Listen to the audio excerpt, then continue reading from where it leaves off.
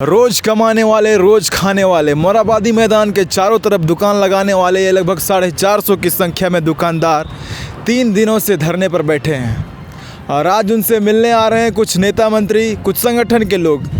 आइए जानते हैं कि क्या कुछ समर्थन उन्हें मिल पाता है या फिर वो दुकानदार जो मोराबादी मैदान के चारों तरफ दुकान लगाते हैं यूं ही बेरोजगार रहेंगे। आइए जानते हैं कि क्या कुछ समर्थन उन्हें इनके तरफ से मिल पाता है या फिर इस नियुक्ति वर्ष में रोजगार तो नहीं मिल पाया, लेकिन जो रोजगार स्वयं पैदा किए हैं, जो खुद से रोजगार पैदा करके खुद का पेट पाल रहे हैं, अपने परिवार को पाल पोस रहे हैं, क्या उनका भी रोजगार छिन जाएगा या फिर उन्हें कहीं और दुकान दिया जाएगा। आइए जानते हैं। आज आजसू पार्टी यहाँ पहुँची है धरना स्थल पर, क्या सहयोग कर रही है और सरकार उसको किस तरह से जवाब देगी? देखिए, सरकार निरंकुश हो गई है। सरकार गरीबों को पर अत्याचार करने पर उतारू हो गई है।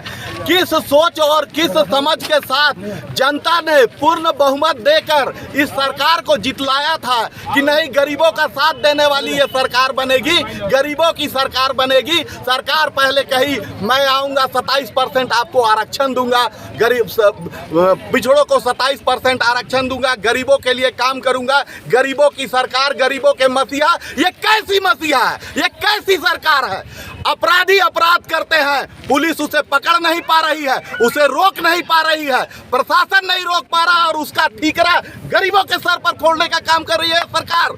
गरीबों के दुकानदारों को बंद करा रही है। कोरोना महामारी के बाद कहीं न कहीं पूरे क्षेत्र, हर व्यवसायी, चाहे वो बड़ा हो, छोटा हो, मध्यम वर्गीय हो या सबसे निचले स्तर का व्यवसायी हो, हर व्यवसायी आज कहीं न कहीं परेशान है, अपने पेट पालने को लेकर चिंता कर रहा है। बहुत से व्यवसायी, छोटे व्यवसायी ऐसे हैं जो आज आत्महत्या करने पर मजबूर हो जा रहे हैं, जिनके परिवार में 2 टाइम का भोजन नहीं पूरा हो रहा है। और ये सरकार अपराधी को पकड़ने के जगह, अपराध पर नियंत्रण करने के जगह गरीबों की दुकानों को बंद करा रही है। इस सरकार की हम लोग कड़ी भर्त्सना करते हैं और आने वाले समय में सड़क से लेकर सदन तक हम लोग आंदोलन करेंगे। और सभी दुकानदार भाइयों को मैं यहाँ से वचन देता हूँ कि आपका दुकान फिर खुलेगा। इसके लिए आजसू पार्टी ईंट से ईंट बजा देगी सरकार। मेरा नाम अविनाश आर्य हो गया और हम लोग एक सामाजिक संगठन से है, आर्यन बॉयज सोसाइटी।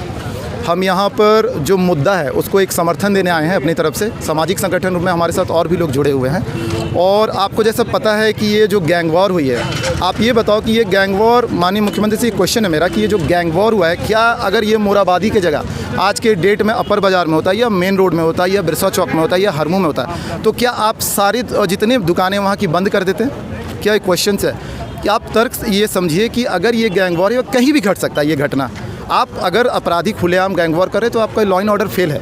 आप लॉ एंड ऑर्डर को सुधारिए, अपराधियों पे नकेल कसिए, ना कि ये गरीब जिनके आप यहाँ कोई भी दुकानदार उसमें इन्वॉल्वमेंट नहीं था और बेचारे गैंग वॉर रोड में होता है और बगल की जितनी दुकानें उन पर तत्काल एक निगम निगम आदेश जारी कर देता है कि इनको तत्काल 24 घंटे में हटा दो। और बगल क्या टीओपी है? हाँ, बगल में टीओपी भी है, बगल में बड़े बड़े आवास भी है। क्या ये लॉ एंड ऑर्डर का फेल का मामला नहीं? अगर लॉ एंड ऑर्डर फेल है तो आप लॉ एंड ऑर्डर पे काम कीजिए। आप CCTV कैमरा लगा सकते हैं, आप अतिरिक्त पुलिस बल तैनात कर सकते हैं, आप और भी जो चीज़ें हैं उस पर काम कर सकते हैं लॉ एंड ऑर्डर को सुधारने के लिए। इसका मतलब ये तो नहीं कल के अपर बाजार में अगर गोली चल गई तो पूरा अपर बाजार आप बंद करवा दीजिएगा, मेन रोड में चल गया मेन रोड बंद करवा दीजिएगा। ये लॉ एंड ऑर्डर फेलियर है। आप उस पर ध्यान दीजिए। माननीय मुख्यमंत्री जी, आपको चुना गया है कि आप एक गरीबों की आवाज़ सुनते हो, आपको एक समर्थन मिला था, लेकिन अगर आप गरीबों की आवाज़ ना सुनकर सिर्फ उन पर जुल्म करने पर उतर जाओगे तो आप बताइए गरीब कहाँ जाएंगे? आज एक एवरेज अगर आप निकाल लो, यहाँ 300 साढ़े 300 दुकानें हैं, एवरेज 1500 से 2000 के बीच में परिवार चलाते हैं। कुछ लोग ऐसे कि बिल्कुल आज उनको जो कमाते हैं वो रात में जाते हैं, खाना खाते हैं, अपने बच्चों को खिलाते हैं। अगर ये दुकानें बंद हो गई, ये कहाँ जाएंगे आप बताइए? इनके छोटे छोटे बच्चे हैं जो पढ़ाई करते हैं या कुछ करते हैं, वो कहाँ जाएंगे? कैसे वो अपने बच्चों को निवाला दे पाएंगे?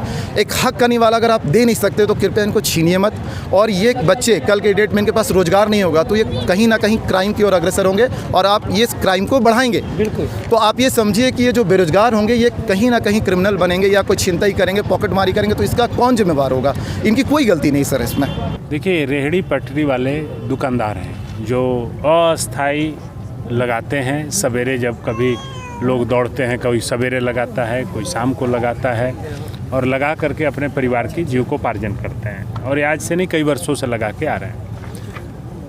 पिछली सरकार में 2014 में जो सरकार समाप्त हुई थी उसमें एक बिल लाया गया था रेहड़ी पटरी दुकानदारों के लिए कि वो उनको लीगलाइज करने के लिए कि वो लीगलाइज हैं, और उसके बदले में नगर निगम उनसे टैक्स के रूप में 100 रुपया 50 रुपया महीना करके वसूल सकती है, ले सकती है। हमें लगता है कि उस कानून के तहत इन लोगों को एक नियम बना करके अस्थायी रूप से दे देना चाहिए कि आप यहाँ लगाइए, और इतने ही दुकानदार रजिस्टर्ड हैं। जो दुकानदार लगा रहे हैं उनको रजिस्टर्ड करना चाहिए, और रजिस्टर्ड करके उनको व्यवस्थित लीगलाइज करके रखना चाहिए। हम गरीबों को उजाड़ के हटा दें तो फिर गरीब चाहेंगे कहाँ। हमें लगता है कि ये इन मज़दूरों के लिए, इन गरीबों के लिए ये सरकार को व्यवस्था करनी होगी। मैं अभी डिप्टी कमिश्नर रांची से बात करता हूँ, और ज़रूरत पड़ेगी तो सरकार से भी बात करेंगे। सर, गोली चलती है और ऐसा आदेश आ जाता है कि दुकानों को 24 घंटे के अंदर हटाना है, कहाँ तक कैसे? ये देखिए, अपराध एक अलग प्रक्रिया है और दुकान अलग प्रक्रिया है। पूरे शहर में यदि अपराध कोई कर दिया एक व्यक्ति, तो पूरे शहर को हम विस्थापित कर देंगे, यह कदापि उचित नहीं है।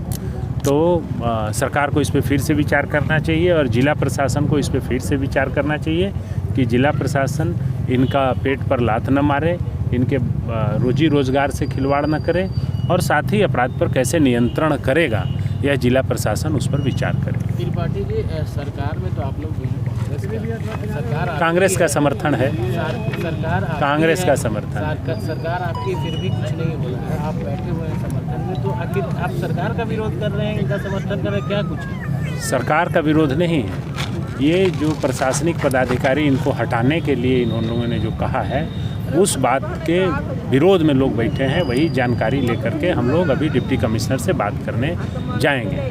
डिप्टी कमिश्नर से बात करेंगे कि कारण क्या है, क्या इसका दूसरा समाधान है, और दूसरा समाधान है तो उसको निकालें। लीगलाइज्ड है, रेहड़ी पटरी वालों का लीगलाइज्ड है। आपको क्या लगता है कि प्रशासन फेल है यहाँ पर रांची में? ये आपको लगता होगा, मुझे नहीं लगता है। यदि ये हटाने के लिए बात सरकार ने कहा है या जिला प्रशासन ने कहा है तो फेल हो गया, ये बात नहीं है। वो इनको कैसे व्यवस्थित करे, इस पर बात होगी कि आप इनको व्यवस्थित करें, इनका रोजी रोटी चले, इनका रोजगार चले, इनका परिवार रहे, क्योंकि यह कानूनन सही है। इसके लिए विधानसभा में हम लोगों ने कानून बना के पारित किया है कि रेहड़ी पटरी वाले का रोजी रोजगार चले, और उसके बदले में ये नगर निगम को कुछ टैक्स देंगे। इतनी ही बात है। हमारी मांग सिर्फ इतनी सी है कि गरीब आदमी जो प्रतिदिन 200-500 कमाते हैं, उनको कमाने दिया जाए, उनके घर का चूल्हा जले। और अगर किसी अपराधी या अपराधी तत्वों ने अगर इस तरह की गलतियां की है तो उसकी सज़ा गरीब तबके को ना मिले। ये हेमंत सोरेन की लोकप्रिय सरकार है, गरीबों की सरकार है, वो इस ओर ध्यान दे। जिला प्रशासन के द्वारा जो गलती की गई है उसको ठीक करके जो है इनको रोजी रोटी की व्यवस्था करें। और जो यहाँ पर लोग पूरे परिवार के साथ जो बैठे हुए हैं, उनको समस्याएं भी हो रही हैं। जिला प्रशासन की ओर से कोई बुनियादी सुविधाएं दी गई हैं? जब भी आंदोलन होता है तो उनको बुनियादी सुविधाएं कम से कम मिलती हैं? देखिए, अभी तक इस तरह की कोई सुविधा तो हम लोगों को नहीं है, लेकिन बहुत सारे हम लोगों के परिवार ऐसे हैं जिनके घर में राशन ख़त्म हो गया है। तो हम लोग सामूहिक मेस चला रहे हैं बगल में, यहाँ बगल में हम लोग सामूहिक मेस चला रहे हैं। उसी से तीनों वक्त का खाना सभी दुकानदार भाई हम लोग खा रहे हैं। सब परिवार के साथ बैठे हुए हैं यहाँ पर? जी बिल्कुल, बच्चों के साथ, महिलाएं हैं, बुजुर्ग हैं, सभी साथी बैठे हैं। यदि दमनात्मक कार्रवाई होगी तो उसके लिए हम लोग तैयारी करके बैठे हैं कि प्रशासन अगर दमनात्मक तैयारी अगर करती है तो हम लोग उसका विरोध करेंगे। और बाकी हम लोग सरकार के साथ हैं, सरकार हमारे लिए व्यवस्था करेगी। हम लोग बिल्कुल आशा है और विश्वास है कि सरकार हम लोगों के पक्ष में हम लोगों को कमाने खाने के लिए अनुमति देगी। कांग्रेस के आला अधिकारी जो नेता, उनसे ही बात हुई थी, और किन्हीं से बात हुई है क्या? कुछ आश्वासन मिला? देखिए, अभी तो माननीय पूर्व मंत्री केंद्र त्रिपाठी जी आए हैं, गरीबों का दर्द समझते हैं और इसलिए हम लोगों के बीच में आए, इनके हम लोग बहुत आभारी हैं। इसके साथ कल इरफान अंसारी जी आए थे और अम्बा प्रसाद जी भी आई थी, विधायिका अम्बा प्रसाद जी भी आई थी, तो उन्होंने भी डिप्टी कमिश्नर से बात की है। सबके द्वारा सामूहिक प्रयास किया जा रहा है और अभी केंद्र त्रिपाठी जी ने बिल्कुल स्वागत योग्य कदम उठाया है और हम लोगों को प्रतिनिधिमंडल को म्यूनिसिपल कमिश्नर से बात कराने के लिए ले जा रहे हैं। मुझे लगता है कि कुछ ना कुछ सलूशन राज्य सरकार और माननीय पूर्व मंत्री केंद्र त्रिपाठी जी के सहयोग से हम लोग कर लेंगे। ये बताइए कि जेएमएम भी है सत्ताधारी दल, आरजेडी भी है, उनकी तरफ से कोई ना आश्वासन, ना ध्यान, ना बयान आ रहे हैं कि यहाँ पर क्या होना चाहिए? देखिए, जेएमएम जेएमएम जो है वो उसका बयान नहीं आ रहा है, ये आपको जेएमएम से पूछना चाहिए। लेकिन गरीब गुरबा की जब बात होगी तो जेएमएम हो चाहे कोई भी पार्टी हो, कोई भी राजनीतिक पार्टी हो, वो गरीब आदमी के साथ ही खड़ी रहेगी, वो कभी उसका विरोध नहीं करेगी। कोई भी आदमी अपराधी के साथ खड़ा नहीं होगा, ये इसकी मैं गारंटी देता हूँ।